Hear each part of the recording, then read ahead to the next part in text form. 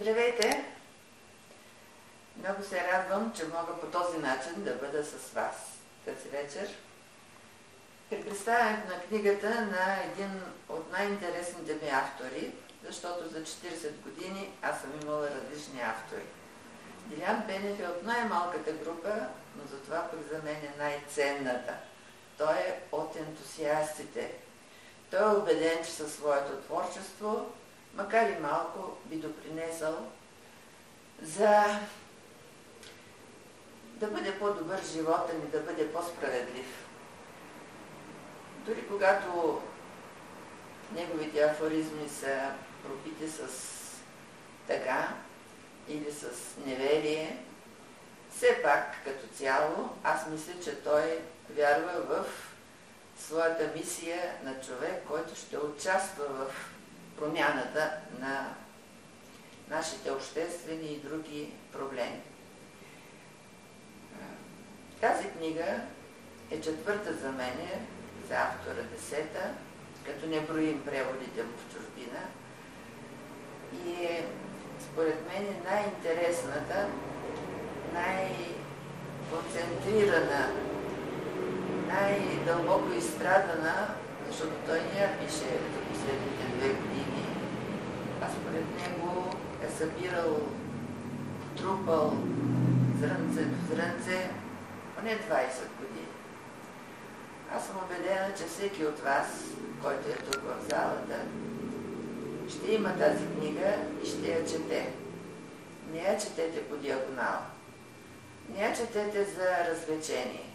Четете я бавно, полека, ред по ред, осмисляйки в паузата това, което може би автора е искал да каже. Защото книги от този род и тази включително много зависят от това кой и как я чете. Смисъла може да не е същия като на автора, но все пак ще е полезно да я прочетете и да бъдете в крак с мисленето, стремежите, надеждите на Делян Бенев. Покрай писането, което е негова цел в живота, Делян Бенев е загърбил много неща. Бит, семейство,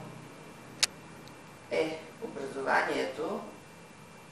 При него то е стабилно и целенасочено, освен икономика и журналистика. До някъде здравето, защото за да пишеш трябва да си здрав.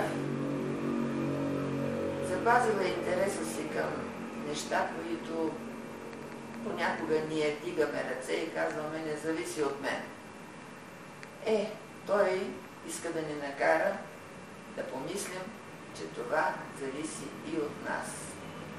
Поне, доколкото вече го познавам, той няма да се откаже от тази своя мисия. И затова, моля ви, вземете книгата внимателно, а не така между другото. Тя ще ви помогне да станете по-активни към себе си, към околните, към обществото като цяло.